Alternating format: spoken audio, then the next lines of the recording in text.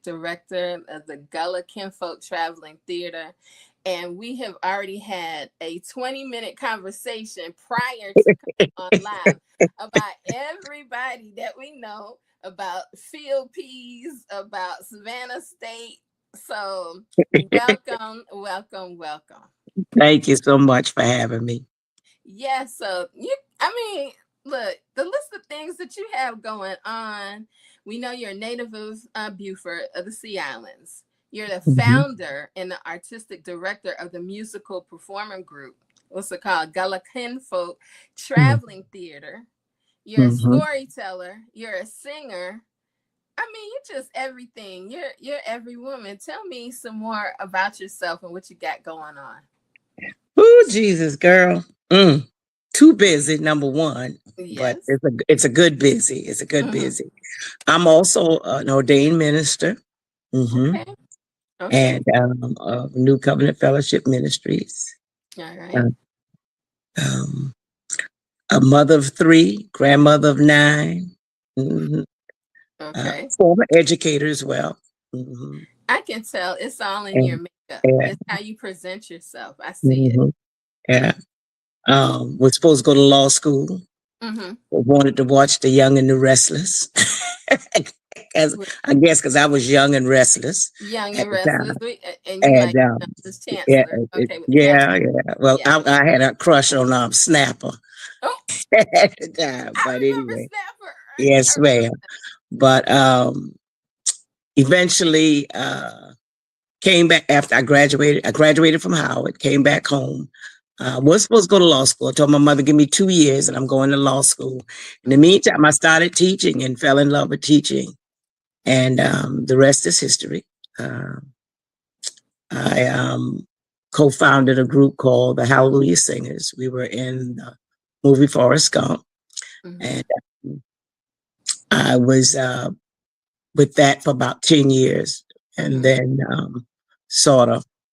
I left the group and started Aunt Pearlie Sue and Gullah Kinfolk almost 30 years ago now. 30 plus years now. Wow. And so haven't looked back since. What we do is we bring Gullah Geechee history live through musical theater. Okay. We produce several CDs, DVDs, movies. And so, in fact, we just finished filming our latest musical called The Gullah Experience During the Revolutionary War. And South Carolina ETV was down Friday and Saturday. And so we got that filmed. How was that experience? It went well. And so they have to go through the editing process and all that kind of stuff. So we'll know, I guess, in about a couple of months when it'll actually be up for folks to view. Okay. So, God has been blessing. And so we're grateful. We're grateful. We had an opportunity in 2019 to go to Sierra Leone, and we did a documentary over there with South Carolina ETV called Gullah Roots, and that's, oh my God, that has been broadcasted all over the world. I think showing the connection, showing the connections to the Gullah Geechee people in Sierra Leone being our direct ancestral link to Africa. So God has, like I said, He has just allowed things to happen that I could have never imagined having an opportunity to do. And so we get to tell our story, our way. Yes. For everybody. Very important. Yeah, right. And so, for a long time, our audience didn't look like me. My audience didn't look like me at all. Right. Because we had been taught for so long to be ashamed and to hate our own culture. So it had to be an unteaching, then a reteaching for us to really appreciate the value of our Gullah Geechee roots. And I was fortunate that I grew up in a family that we were never taught to be ashamed of it, but to embrace it, to love it, to showcase it, to be very proud of it. And so my parents were very involved in the civil rights movement. So I'm Black and I'm proud was all in my veins from birth until now. So my grandmother, we watched Tyler Perry and played Medea. My grandmother was a real Medea. I think we all She, have a deer in our yeah, family. yeah, yeah. She Yeah. was a single mom, Hmm. and she took no prisoners, Yeah. and so yeah, and so I've been fortunate in that way to have that legacy of ancestral pride, and not in an arrogant, haughty, prideful way, but Hmm. just to appreciate the strength of our people going through the struggles, but giving up was never an option. No, Failure was never an option. no, And so, not at. and yeah. I think Mhm, what I love about what you're doing is that you teach about the strength of our people. mhm, You teach about not only what we went through, what we're still going through now, and how we mhm, are still persevering. I think that it's interesting that what you're doing is about the last Christmas before the Civil War. And I think that that's something that people would not have really thought about. mhm, And I'm glad that you're shining a light upon that. mhm, Um, mhm, I think when I was looking, it says the Christmas wish was freedom. And then mhm, that kind of goes into watch night, which a lot of mhm. people do Right, not know about. right. So it's you're bringing the culture, you're bringing the history, but you're also bringing it in a way where people enjoy seeing it as well. Mhm, mhm, Especially through song, through our beautiful language. mhm, Bless you. mhm, Because when I was coming up, when you spoke Gullah, when you spoke Geechee, when you spoke, oh, you're splitting verbs, you're doing this, you're doing that, and it was frowned upon. oh, But yes. now, Mhm, now I tell everybody, I said, now everybody Geechee. mhm, Everybody. I said, it's okay. Everybody should embrace it if you are Geechee, if you are mhm, Gullah. I appreciate that, but I think that the newer generations, they have to know more about our food ways, because mhm, if we don't carry on these traditions, as far as you being a griot, if they don't know about these stories, mhm, it's going to be lost. mhm, And I'm so thankful that you're here. Your group is just able to, take this further. But I mhm. do have one question. I hear that y'all do a rice cook-off. Tell me Yes, about ma'am. Yes, that. we do. That's dear to my heart. Oh yeah. Oh yeah. First of all, rice was one of the main reasons they came and got us. That's right. And what our young people and people around the world need to know, it was because of that ingenuity. And it took a lot of skills to be able to produce rice in the amounts that was produced on these plantations in South Carolina, that Mm-hmm. made the plantation owners in South Carolina, rice plantation owners, some of the richest and wealthiest people during that pre-Revolutionary War period. So much so, the rice itself was worth its weight in gold. Carolina And Gold. so when you put the wealth that was produced on those rice plantations here in South Carolina, Mm-hmm. that wealth was greater than the other wealth that the other 12 original colonies put together. That's a lot of rice, And that's a lot of money. a lot of And money. And it it's a took lot of money to be a had. lot of us to Yes. produce.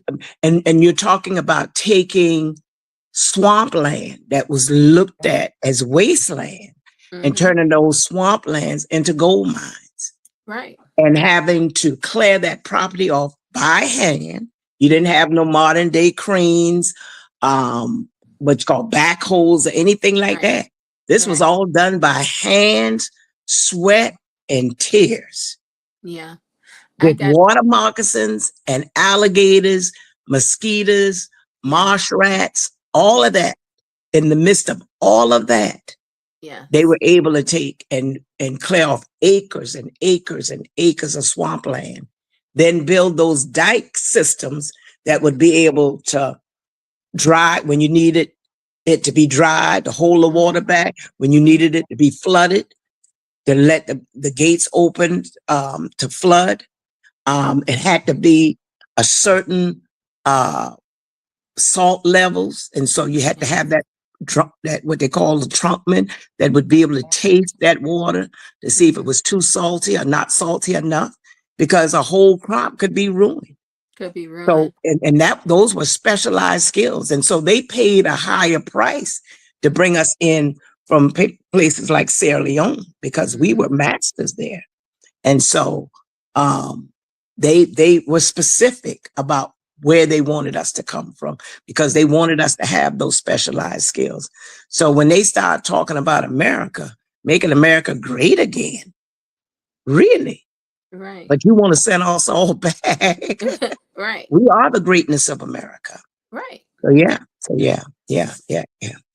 As far as rice, I got a chance last year to go to Riceboro during that Midway, Okay. and I got a chance to pick some rice at Mr. Fleming's farm through Chef BJ Dennis. Okay, that's my buddy. That's my little fella.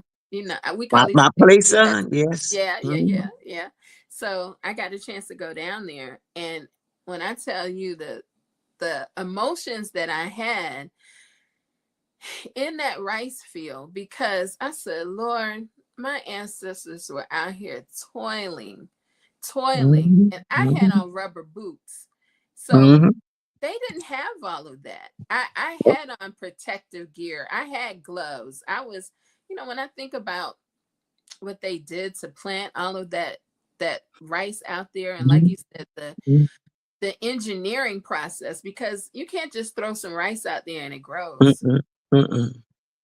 It's just something to make you think, something to make you proud, and something to remember. I brought quite a few home, and I gave some to my nieces and nephews because I was like, look, this is where we come from. Do you understand that? So it's just something that rice is something else. Okra. Okra. Yeah, okra. We brought those seeds. We brought those seeds on the slave ships. Yeah. Yes. So those are important things. I always like to ask people when they call themselves foodies. I say, hey, do you eat okra in your gumbo? And they're like, no. I say, you're not a real gumbo eater because okra, it ain't gumbo. That's right. Until you put that okra. Until you put the okra in it. So that's always a little thing that I say in jest, but I do firmly believe that. So I am gonna come to y'all's rice cook-off because I want to taste it all. Like, we know that jollof rice is the mother of all red rice. So, and we know other places have cook-offs. So I'm always down for a good rice cook-off. You will see my face in the place. And Amadou will be there. He, in fact, when I met Amadou back in 2000, let me see, 2006. Part of the Native Islanders celebration on Hilton Head, in February. They have a whole month-long celebration. Okay. And Amadou was one of the panelists on this panel for the African diaspora. And I came to open up the event with storytelling and song and a little history. And he and I started talking.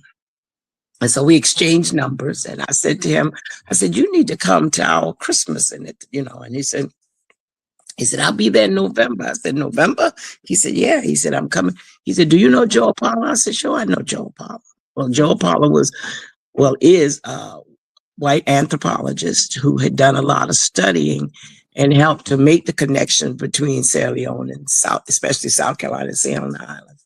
So anyway, we got to talk and exchange numbers. And maybe about 2-3 months later, at that time, my grandson was 2 and his sister was 5, and they were fighting over my cell phone and accidentally called Amadou. And so I hung the phone up. I had a flip phone, so I just closed it, once, not realizing that they had called somebody. And so the telephone rings up. Did somebody just dial my number? And it was Amadou. And we started talking again. And they came here to St. Helena. And that first, and he had put out the clarion call, and maybe about 200 Sierra Leoneans from all over the United States. And Charlie Hefner, who's like the counterpart of what I do here, who's from Sierra Leone, he was also brought in. And what we planned, and it was after we started talking about the rice connection, we were going to do this rice luncheon. as part of, and it was Penn Heritage Day celebration in November. Mm-hmm. And so they brought in women to do the jollof rice, and we had our local Gullah women doing the red rice. Right. And it was such an awesome experience to see that so many of the same ingredients were used. You know, God loves playing dot to dot. He loves connecting dots. Yeah. And so it has just been such a tremendous bond between us and Sierra Leone from, you know, even beyond, you know, we knew that there was a connection, but that sort of solidified that rice, something as simple as rice, solidified that bond and let us know that we are really, really family in so many ways. Food really connects us, and so it really does. You know, I think I was reading a book that was called The Rice Connection, and it's just amazing to me how, just like you said, the similarities in how they cook the rice, the dish, the red rice, the ingredients, and I mean it to me is, I don't want to say it's just crazy, but look at how that tradition has just come down. Just that one thing with rice. I tell you, you can't say you had a rice experience in South Carolina or Georgia if you don't have a little red rice. That part. And I think I was telling you before we got on air, because I do like cultural classes. Yeah, and I said, wait a minute, y'all can't cook a pot of dry white rice. That is what you have to do. You got that. That's your rite of passage. Right. And to me too, because I have a lot of people, they're like, well, I can't get this red rice. I can't get it.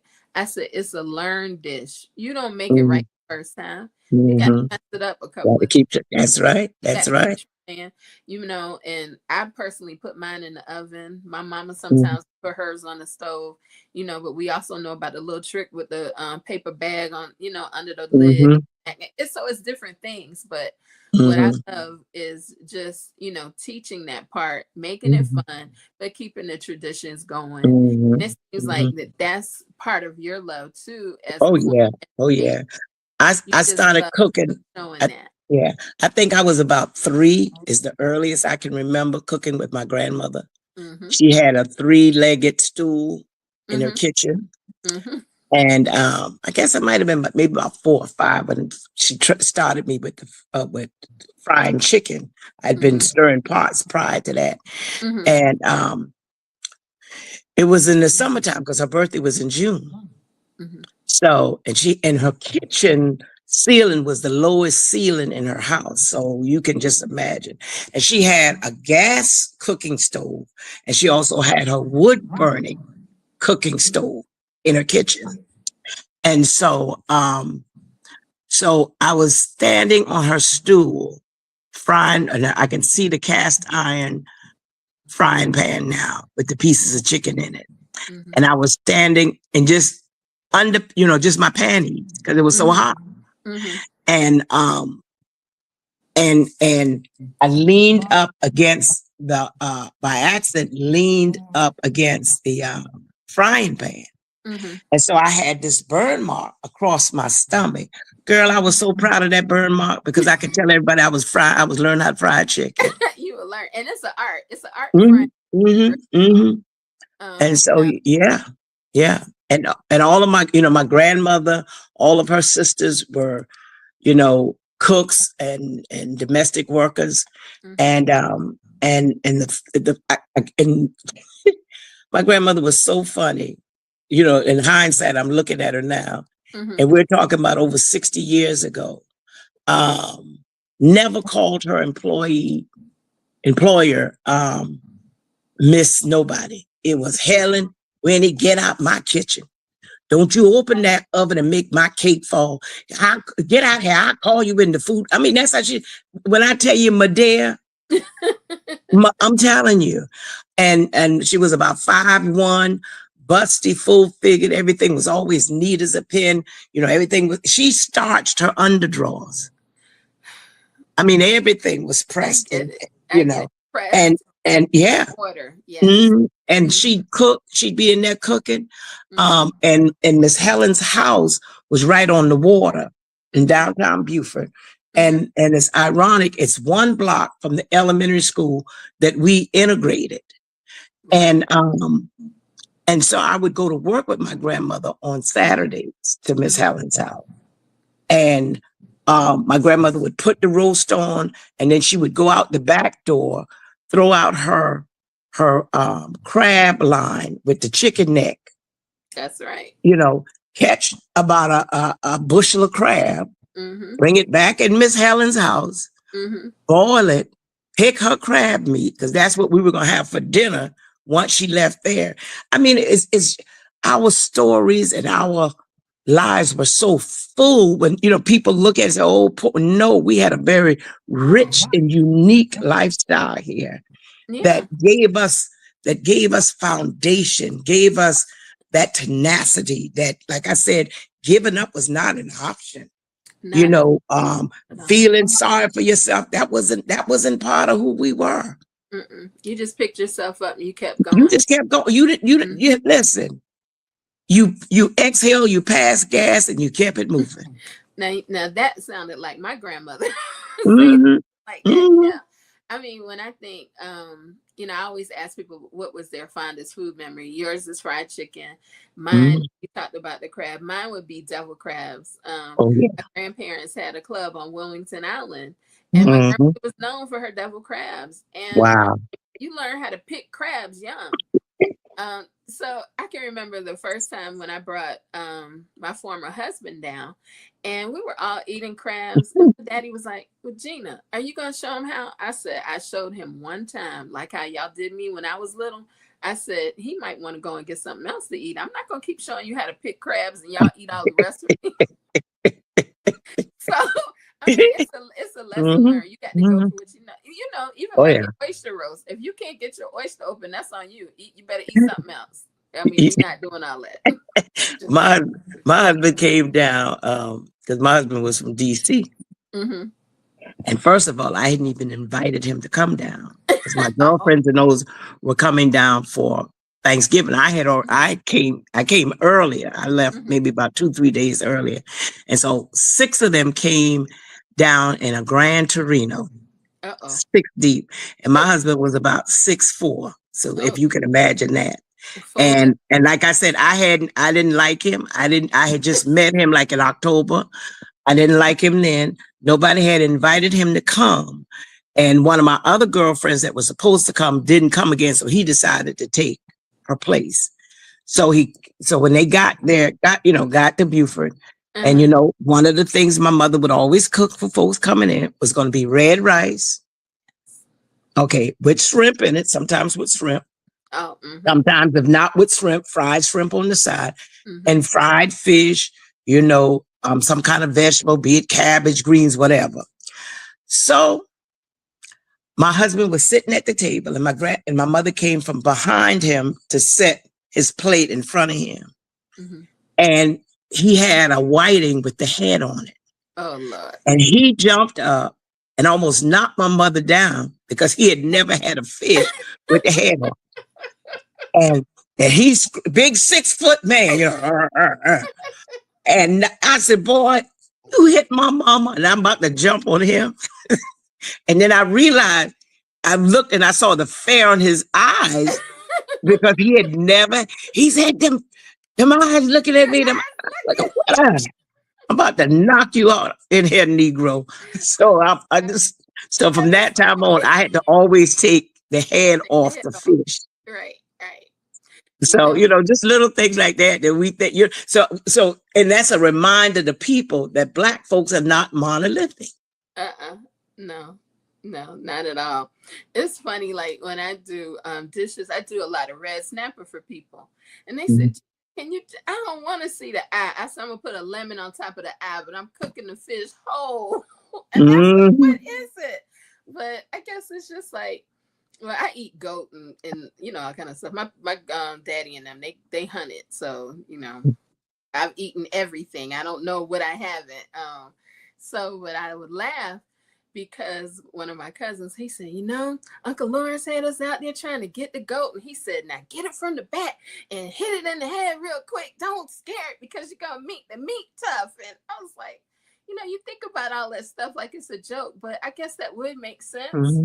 But it's just the little things, that some of my friends, they said, girl, I never realized you were so country. I said, it's not country, it's just where I came from. And it's Mm-hmm. okay. And I'm okay with it. Y'all can laugh at it, Mm-hmm. but man, whose house do you want to come to eat? You always Come want to on, come over. say so. Right. Say so. That's right. Mm-hmm. You always want to come over here. So I Mm-hmm. laugh at some of the traditions, but I have so much love for that. It brings a Mm-hmm. lot of joy. It brings a lot of joy. So, okay, I want to know what else you have going on. I see that you also have a Gullah Christmas Sunday where you worship and explore. So, what can visitors experience when they come over to the congregations in the Low Country? Because it's Well, nothing yeah, like yeah, a Low and like I Country said, church. depend on what church you go to. Some are small, some are a little bit larger. Mm-hmm. But it's an opportunity where everybody is welcome. Yes. It doesn't matter what your color your skin is, your nationality or whatever. And most of the churches are very welcoming, Mm-hmm. and you ought to feel at home.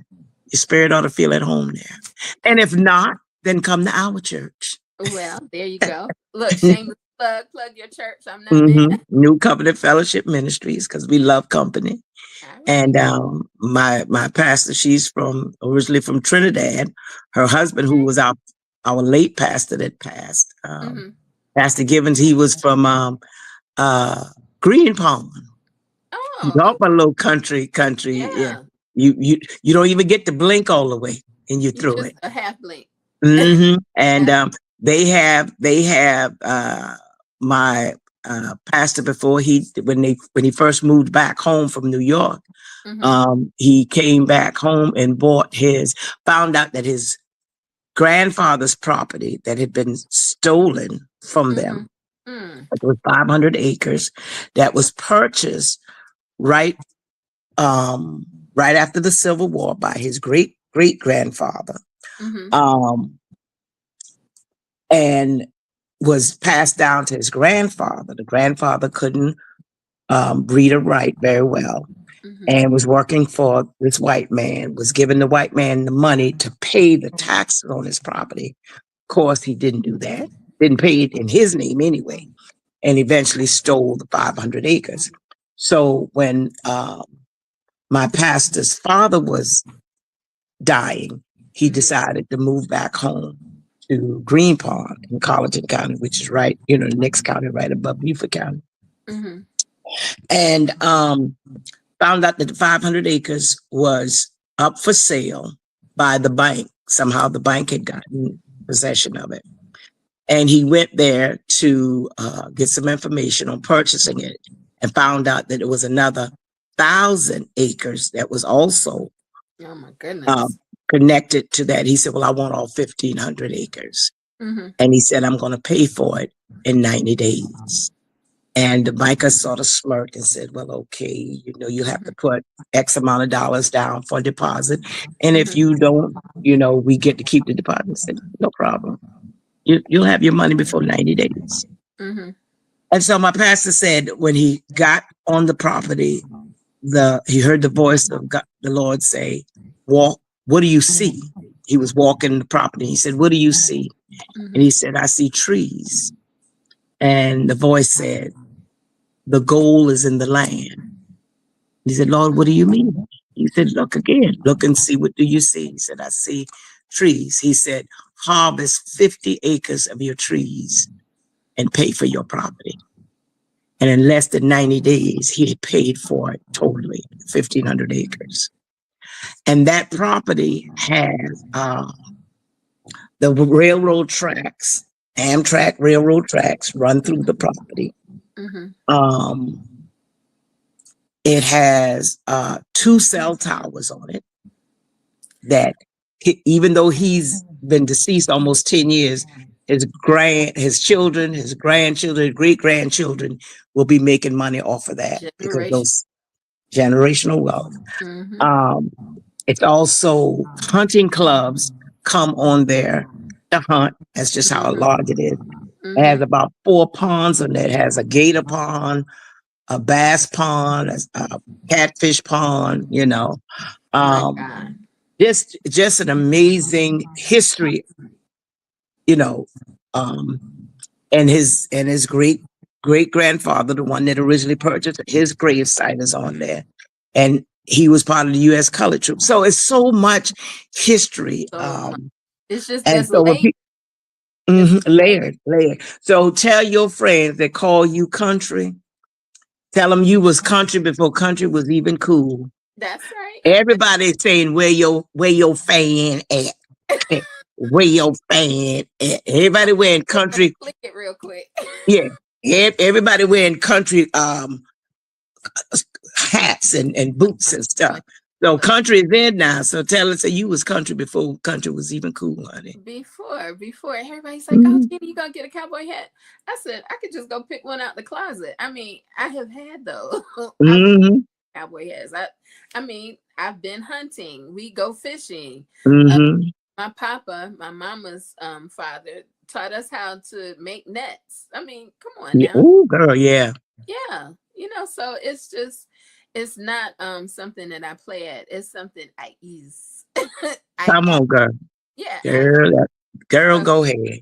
And see, yeah. that's like, and every time I think of myself, my grandmother, because she used to make the shrimp nets and the crab nets, Mm-hmm. and even when she died January the 2nd, Mm-hmm. and she had, you know how they put the nail in the dough jam, the Mm-hmm. hole, and the nail was still there with a partially made net. Oh, And so, yeah, she did that. She mm-hmm. did all her jams. She didn't buy jellies and stuff. She Yes. made all of her jams, all her preserves. Because in her backyard, she had like about 3 or 4 pomegranate trees, Ugh, fig that's so trees, good. Yeah, um, figs. Yeah, my uh, grandmother had pear figs. trees, plum trees, all that was in her backyard. Mm-hmm. I would say 3/5 of her backyard was a garden because she had Mm-hmm. fresh flowers always in her house, cut Mm-hmm. fresh flowers. I don't remember her buying vegetable out of a grocery store. I Yeah. must have been grown, married, and back home before I remembered her. We didn't buy seafood. You Never. you caught your And own then we seafood. bartered stuff. That's If right. I gave you peaches or shrimp, you might give me Hmm. okra or whatever else. I That's mean, right. That's right. I, I think it's so funny too. Like during COVID, everybody just started loving plants. Well, Hmm. I am still caring for 2 of my grandmother's plants. She passed in 1980. My mother was caring for them. So now that my mom's deceased, well, I've been caring for them too. And I'll take a couple of pieces off and root them and give them to family members. Hmm. And my grandmother was just known. She had the greenest thumb. She was 5 feet, Hmm. little It, lady. it Cook, must have been grow. some about them. Just that was it. That Just so must have been it. little. 'Cause all them Yeah, grannies were just they were so little. mhm. And Feisty, yeah, feisty. little and feisty. And Hmm. I mean, I think because I'm trying to work on a cookbook as I'm doing all these other things too. And Hmm. so I've been talking with some of my cousins like, well, what are some of your best memories, about grandmama and papa? And I think one thing that we talk about is how she could take something and a little bit of something and make it Hmm. something so grand, so big. Hmm. And Hmm. we talked about how she could take one chicken and almost feed 8 or 9 people. My God, That's how right. can you chop it up that That's much? right. That brown stewed chicken, Hmm. you might Hmm. have it over rice. The next day for breakfast, you had it with grits. Go You know, ahead. Uh-huh. so it was that kind of stuff. It was that you had buttered bread at every meal, and we had sliced tomatoes and onions at every meal. You had a plate, and that's what you had. And I think back now, I said, well, I guess it was to stretch stuff out, but it was also people were working harder. It was more physical, so you had to have your vegetables. You needed that little starch, that extra starch. And my papa said it wasn't a meal unless you had rice. So That's yeah, we right. got rice for breakfast. Hmm. Hmm. That's what we do. So Yeah. it's the things that what I want to convey too is we don't have to always have stuff. we have to carry the traditions on, but you can kind of put your own little spin on it, your own traditions, so you can keep passing stuff on. But at least let's keep some things pure so it's authentic.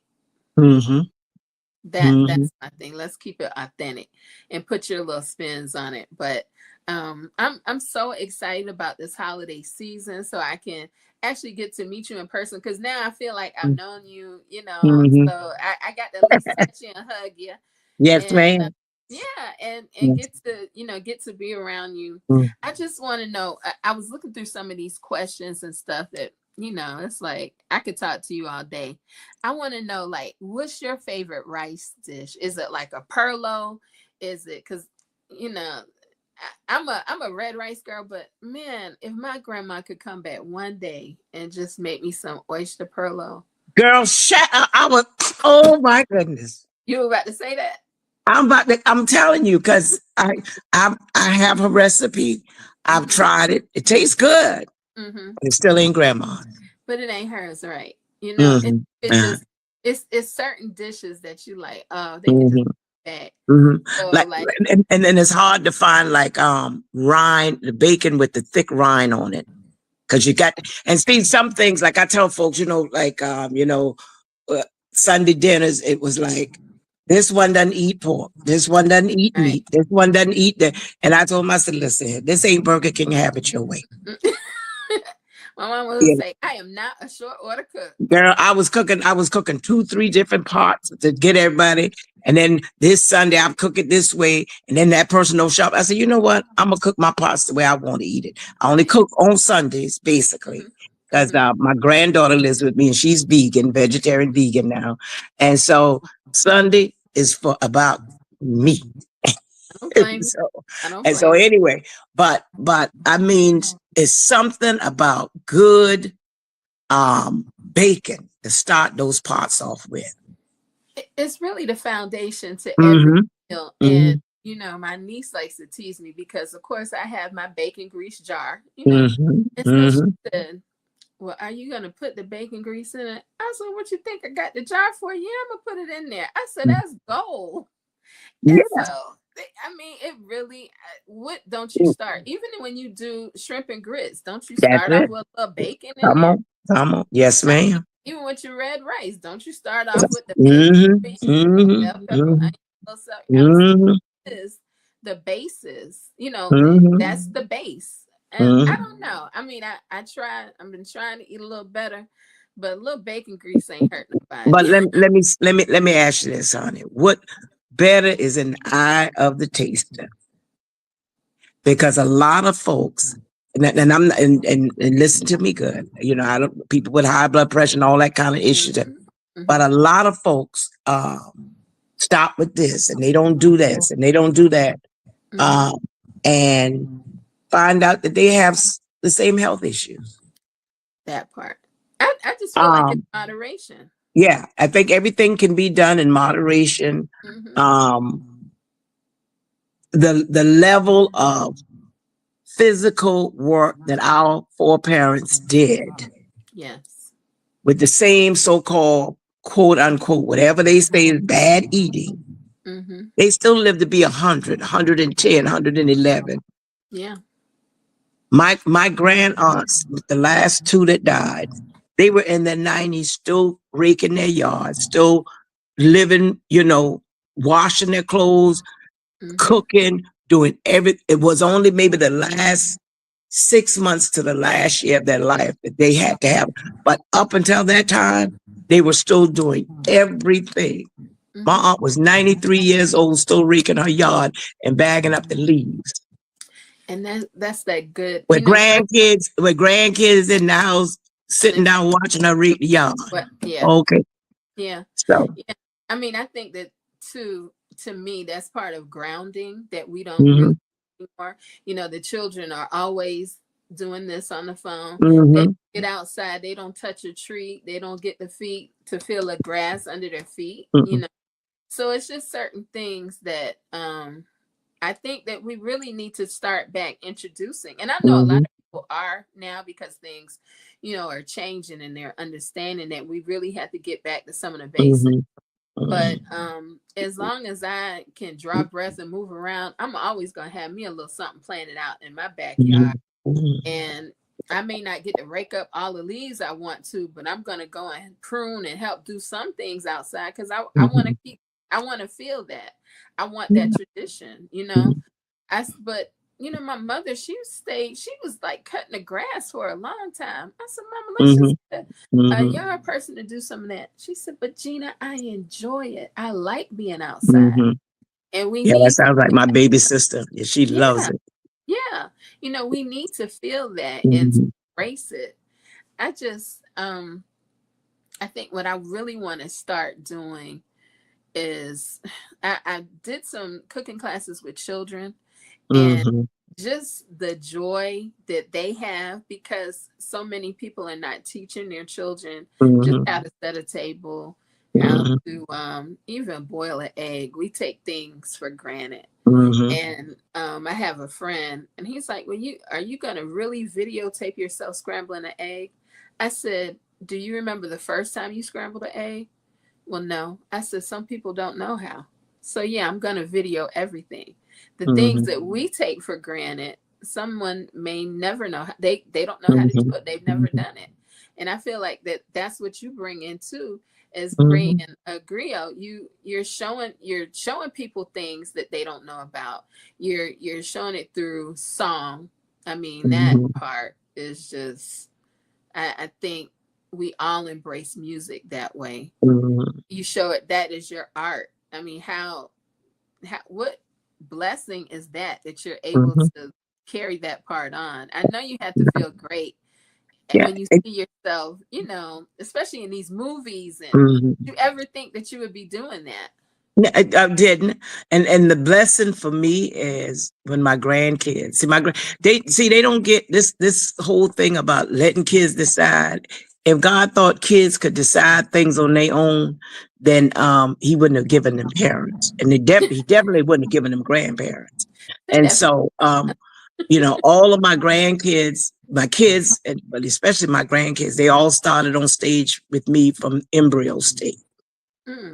And so just on, like I said, Saturday, when we were filming, I had two of my grands and my nephew, the one that dad just passed. He's 17, and one of my grandsons that's 17 and one that's 12. They were part of the film, you know. So for me, it was great that we were able, but the fact that they were in there. So my 12-year-old grandson, because he was on what they call fall break. So he was with me this weekend. So when we went to rehearsal on Friday night and we were coming back, he said, Grandma, he said, when we get ready to do the Christmas show, I want a speaking part too. I said, you want a speaking part? He said, yeah. I said, guess what? Grandma gonna write you a speaking part. He's 12. You know, and so my 17-year-old, who's real cool and everything, and I told they live in Brunswick, so I told my daughter, I said, I need him here, you know, Saturday morning. We're gonna be filming and blah blah blah. And he came right in. I told him because his older brother was supposed to play the African warrior, but he ended up having to work special shift. So he wasn't able to come. So JJ, I said, JJ, go in there. I said, here's your costume, put it on. We talking about this is 8:30 in the morning. He putting on his costume. He knew exactly what to do because they had been watching the African warrior scene since they've been embryos. So he knew exactly what to do to get on stage. Because I tell him, I don't want you playing a part. I want you to become that African warrior. Become that, right. And when I tell you, you have to, you know, you're guarding the king, you're guarding the queen, you got the dancers, you are the men, you are the war. Immediately went into that scene. And then my nephew came into the rehearsal on Monday because he had sort of taken an absence from the group for about a year. And the young man that was supposed to play the scene ended up having to take care. He's the sole caretaker for his mother and father. And so he couldn't come. And so I said, Kayla, I said, take a picture. This is what you're going to do. I said, it's a letter to the master. So you don't have to memorize it, just like you would be reading a letter to your master. Right. That's what he got it on Friday night. Guess what? Saturday we recorded it. And so they've embraced the history. They know the importance of the history. And so when I say to my 7-year, I said, "Would you?" He said, "Grandma, I liked it." And see, a year ago, that same 17-year-old was playing who was Andrew Young. And one of the plays that's called The Dreamers, the story of Robert Smalls and MLK. And so they know. And if I call, I say, "Hey, I need you to do this. I need you to play this part. I need you to be this." It's no question. It's no, "Grandma, I don't want to do it." We don't get to say, "Grandma, I don't want to do it." No. And I mean, so I think the part that is so great, they actually, because we don't come here to when you are no longer here and you're an ancestor, they can look back, they can see it, and then they can see that they were a part of it. That's and right. To me, that's what makes it, all the more special.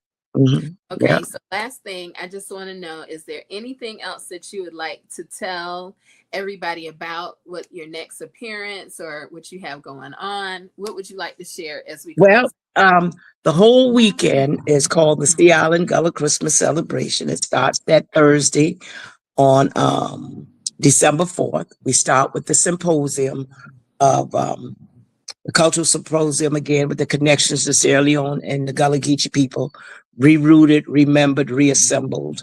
And Amadou Masali, who, like I said, has been that, what do you call himself? The African diaspora scavenger. He's been going all over the world, connecting these different pieces of our stories. And he'll share some of that with you. And also we'll have some Sweetgrass Basket artists there doing demonstrations. So that's Thursday during the day. And also, in between that ending and the show that opens up that night at 7, you can take a Gullah tour, because we'll have that set up as well. And then on Friday, that's on Thursday. So like I said, and what date is that? That's December 4th. Okay. So that's the symposium in the morning. Symposium is free and open to the public. Okay. And then Thursday night is the opening night of Christmas Wish Freedom. Okay. Like I said, it's a full stage musical. We have about 40 people on stage. And what we do is we bring to life that last Christmas before the Civil War. Masters in the big house talking about war coming before they let them Yankees tell them what to do with our slaves, and the enslaved Africans in the quarters talking about freedom is soon to come. And so it's all that excitement that would have been going on the plantation. First of all, Christmas was the one time that we had a little bit of extra time on. But even with that, freedom was always on our minds. And so you had an opportunity to escape because it was so much things going on. So escaping, getting married, sneaking to learn how to read and write because of all the excitement and the masters drinking and the overseer drinking even more liquor than what he had stolen earlier. So all of that's going on. So all that comes alive on stage through music and dance and monologue. And then on Friday, they bust in students from the different schools to come in and see an abbreviated version of the play. So we do 3 school shows that morning. And again, the tours are going on throughout the day. And then Friday night, the full stage again with Gullah Marketplace. So we have arts and craft vendors that set up their wear. And then all of that's at USC Beaufort campus at the Center for the Arts. And then on Saturday, everything moves down to the Waterfront Park. And that kicks off at 11. Live entertainment on stage, food vendors, arts and craft vendors, Kitty Village. So while that's going on, we have the rice cook-off. There's a site that's off at the Beaufort County Black Chamber where the different contestants go in there and prepare the rice. So they have from 8 o'clock in the morning to 12. They have 4 hours to prepare the rice. Okay. And that pot of rice that they're preparing is the rice that they have to prepare right there is what's going to be judged. They can bring with them samples of up to feed up to about 100 people to taste. Okay. They can bring that already prepaid, Okay. pre-prepared, but the actual rice that's going to be judged by the judges have to be prepared right there on site. 12 o'clock, So it you can't moves. get your aunt to make it and then try and That's pass it off right. to your aunt. That's right. That's right. So that's why starting last year, we made everybody prepared the part that's going to be judged by the judges because it's $3,000 first prize, Wait a minute, 2,000 I might second. have to get in the rice cook-off. Yes, Hold up. ma'am. No. It's $3,000 first prize. Second prize is 2,000. Third prize is 1,000. This year we have a children's division. Oh, that is great. We have a children's division this year. So first prize is 500, then 300, 200, and then $100 for People's Choice. And the People's Choice for the adult division is 500. So everything is a blind tasting. You choose what rice dish you want to make. So like the first year, this is going to be our 5th year doing this. The first year, I think red rice won the first year. Peas and rice won the second year. A seafood rice won the third year. I can't remember what won last year. And we'll see what's going to be the big winner for this year. So we're excited about that. And that's a lot to be excited. That's a full schedule. I mean, y'all have a lot of great things. Yeah, and we'll be live streaming the cooking from the by Facebook. So you could see, you think on the Food Network channel, and so I'm excited about that. And then like I said, 1 o'clock the tasting starts with the People's Choice, and then at 3 o'clock the judges start tasting that part of it, and then by 4 o'clock we announce the winners and they get their checks. Yeah, so we're excited. And so BJ Dennis will be there as our celebrity guest chef there. And so I'm excited. So and then after we finish up with that at 5:30, the boat parade right there at the waterfront, so you can stay right there, and the boat parade comes right there in front of you. And then the next day, we have the church services, and after that at 3 o'clock the annual Christmas parade. And the Beaufort County Black Chamber has a family day with Black Santa and food vendors and cupcakes and stuff like that at the Black Chamber. And you can step out on the sidewalk and view the parade as it passed by. So it's a full weekend starting from Thursday through Sunday. Okay. Well, make sure that we get the information so that we can share it, with our followers too. Yeah, we will. Make sure that it is a big success. I want to thank you for coming on. Yes. I can't wait to see you in Beaufort. Although I don't know if I had to meet you in Savannah, Beaufort, wherever you are. I'm gonna meet you and I'm gonna see you. Come on. We can sit down. Well, whenever you come to Savannah, you have to come over. Well, you come on. In fact, the 17th of this month, we're gonna have. Our office space is on the 3rd floor at the Beaufort County Black Chamber of Commerce building. And I'm also on the board of the chamber. And we have a grant through the Mellon Foundation. And this grant is called the Grace Initiative, which is, Gullah restoration, preserving the history, the culture, preserving the land. And so our first event is going to be the 17th and the 18th, and Amadou Masali will be coming to share his new books. And name. I think I met him. You probably he's been everywhere. Amadou has been everywhere. He calls himself the first self-proclaimed Gullah Geechee Sierra Leonean African man. So he is somebody special. You know, when you were saying the name, I was like, I think I've met him. I think I was doing a something at Bilo in Beaufort or Bluffton, whichever one y'all have. Yeah. And I think he had a setup there. And it was I did some seafood rice and all kind of stuff. And I remember the guy gave me a Sierra Leone flag and like a bracelet. I'm telling you, I think I wonder if that was John Kamara. That might have been oh, John no, Kamara. okay, yeah, I think that might have been him. But it's just like, That's my little brother, John Kamara. yeah, I was like, wait a minute, some of these names Yeah. are kind of Yeah. similar. John. That was it. When you said the flag, that was The John. flag, that was him. Okay. See, I Yeah, was that was like, wait a John. minute, all of this is kind of familiar. Mm-hmm. But we thank you so much Okay. for coming on, and you will see me soon. Okay, baby girl. All right. Thank you. That's a promise. Let's make it happen. It's gonna happen.